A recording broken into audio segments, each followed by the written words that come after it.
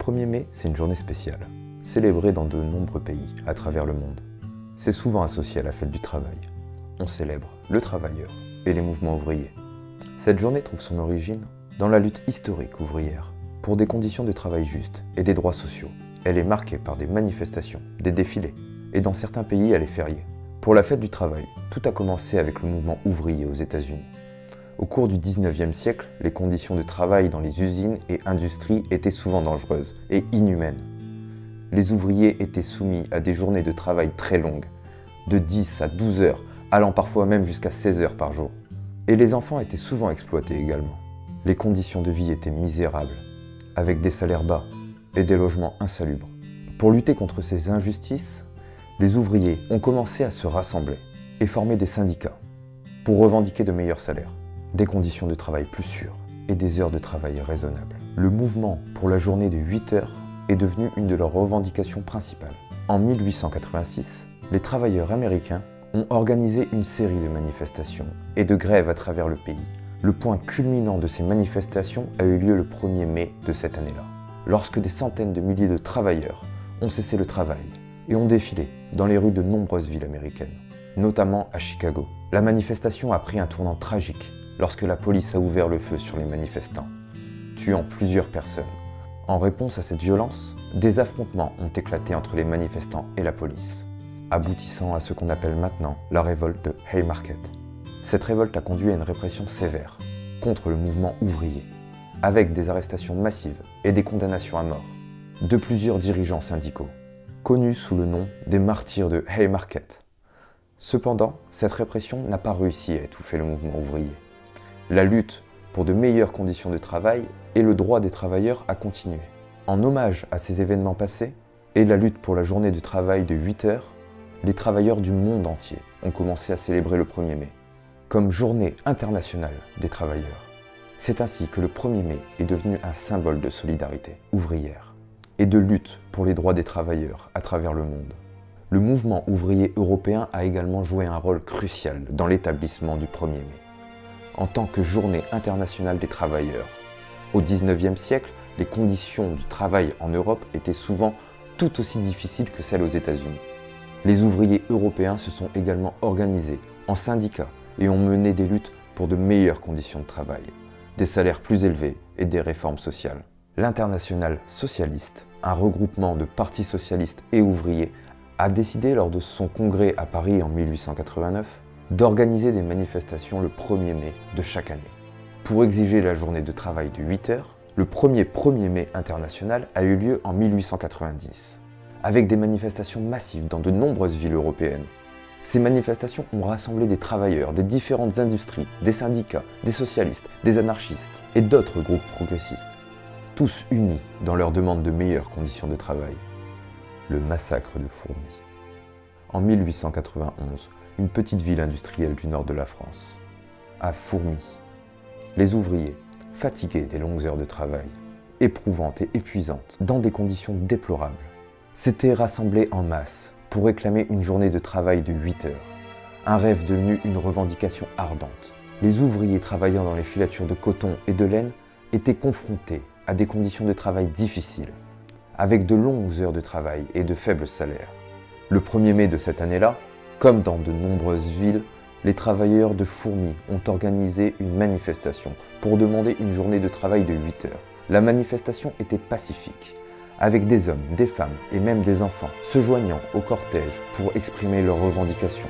Leur détermination ne faiblissait pas, malgré la menace qui planait au-dessus d'eux. Les ordres fusèrent, impitoyables. Les manifestants pacifiques et désarmés étaient sommés de se disperser, sous peine de répression brutale. Mais les travailleurs, unis dans leur cause, refusèrent de reculer. La confrontation était inévitable. Le destin de la journée scellé par l'intransigeance des autorités. Puis, dans un éclair de violence aveugle, l'impensable se produisit. Des coups de feu éclatèrent, déchirant le silence matinal. La fumée des fusils emplit l'air tandis que le cri de douleur et l'effroi déchiraient la foule. Le chaos régnait, la panique se propageait, tel un feu dévorant. Les balles fauchaient les travailleurs. Des hommes, des femmes, des enfants, sans distinction. Le sang maculait les pavés, transformant la place autrefois paisible en un champ de bataille sanglant. Les visages des victimes exprimaient l'horreur et l'incompréhension face à cette violence insensée. Je suis petit-fils et fils d'ouvrier textile. Mon grand-père était tisseur, mon père était fileur. Et les métiers que vous voyez devant nous sont des métiers qui fonctionnaient encore en 1914. Ce sont donc des machines que les ouvriers textiles de 91 ont connues. Aux événements de 1891, mon grand-père avait 22 ans, mon père en avait 5. D'ailleurs, malgré son jeune âge, il avait des souvenirs très vivants de cet événement. Il se trouvait à proximité de la Sans-Pareil lorsque les gendarmes à cheval, qui étaient commandés par le lieutenant Julien, attaquèrent les piquets de grève qui empêchaient les ouvriers de la Sans-Pareil de rentrer. Mon grand-père, je vous l'ai dit, il avait 22 ans, il était tisseur. Il était issu d'une famille du Cambrésis, car à un certain moment, les tisseurs du Cambrésis qui travaillaient dans leur cave, sur des métiers à main, avaient été sollicités pour venir travailler à Fourmies dans les nouvelles usines textiles, où les salaires étaient un peu plus élevés. On leur assurait quelquefois aussi un logement, et toute la famille de mon grand-père est venue s'installer à Fourmies, comme beaucoup d'ouvriers du Cambrésis.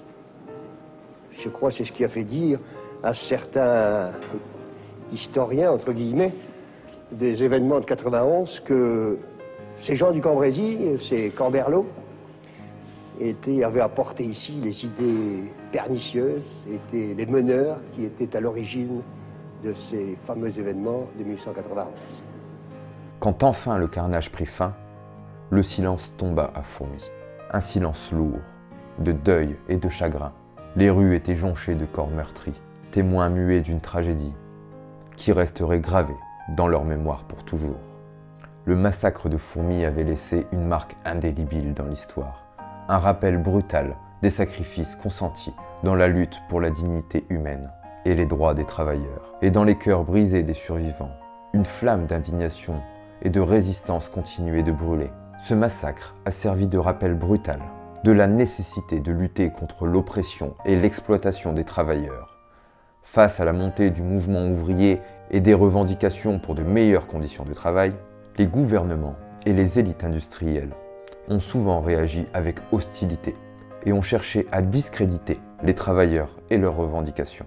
Pour ce faire, ils ont utilisé divers moyens, notamment la propagande, qui visait à présenter les revendications ouvrières comme étant déraisonnables, voire dangereuses pour la société. Les autorités ont souvent qualifié les leaders ouvriers de dangereux agitateurs ou de séditieux, cherchant à les dépeindre comme des éléments perturbateurs et à semer la peur parmi la population. Une des techniques de propagande les plus courantes était de peindre les travailleurs en tant que menace pour l'ordre social et la sécurité publique. Les autorités utilisaient parfois la violence pour réprimer les manifestants, puis justifiaient cette répression en présentant les travailleurs comme des émeutiers, violents et incontrôlables. De plus, les gouvernements et les entreprises utilisaient souvent les médias pour diffuser leur propagande. Les journaux contrôlés par les élites industrielles déformaient souvent les faits et présentaient les travailleurs comme des radicaux ou des extrémistes, minimisant leurs revendications légitimes et dépeignaient les grèves et les manifestations comme des actes de rébellion contre l'autorité. Après le massacre de Fourmies, les autorités ont tenté de justifier leur répression en affirmant que les manifestants étaient armés et qu'ils avaient attaqué la police. Ce qui a été démenti par de nombreux témoins oculaires, des journalistes indépendants. Georges Clemenceau était déjà une figure politique importante à l'époque du massacre de Fourmies. Il était connu pour son engagement en faveur de la République et de la démocratie, ainsi que pour son opposition à l'ordre établi et à l'injustice sociale. Le massacre de Fourmies a renforcé ses convictions et son soutien envers les travailleurs. Les origines du symbole du muguet, savez-vous d'où ça vient? En France et dans d'autres pays, le muguet est devenu un symbole associé au 1er mai. Cette tradition remonte au début du XXe siècle, lorsque les ouvriers parisiens ont commencé à vendre des brins de muguet le 1er mai, comme signe de solidarité et pour collecter des fonds pour les syndicats. Le muguet est devenu un symbole de renouveau et de solidarité ouvrière.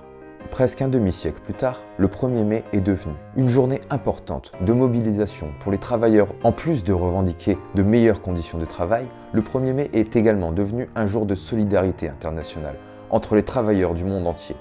Dans de nombreux pays européens, le 1er mai est également un jour férié officiel, souvent accompagné de traditions spécifiques telles que des discours politiques, des concerts, des pique-niques et des événements culturels.